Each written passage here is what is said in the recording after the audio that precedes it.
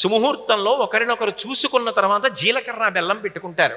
ఎందుకు జీలకర్ర బెల్లం పెట్టుకోవడం అంటే, జీలకర్ర మంగళ ద్రవ్యం.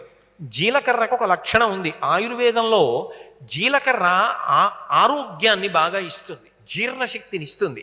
అందుకే జీలకర్ర ఎక్కడుంటే అక్కడ వృద్ధాప్యం రాదంటారు. వృద్ధాప్యం రాదంటే ఏదో జీలకర్ర తింటే ముసల్తనం రాదా అండి అని అడక్కండి.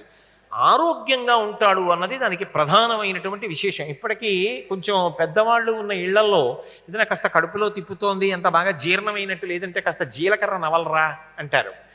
జీలకర్ర మంగళద్రవ్యం. బెల్లం నిలవదోషం లేని, చల్ది దోషం లేని ఏకైక పదార్థం సృష్టిలో. ఎందుకు పెట్టిస్తారు అంటే, జీలకర్రని బెల్లాన్ని కలిపి నూరినప్పుడు ధనాత్మక విద్యుత్తు అందులోంచి పుడుతుంది అని శాస్త్రవాక్కు. ఆ ధనాత్మకమైన విద్యుత్తు పుట్టినప్పుడు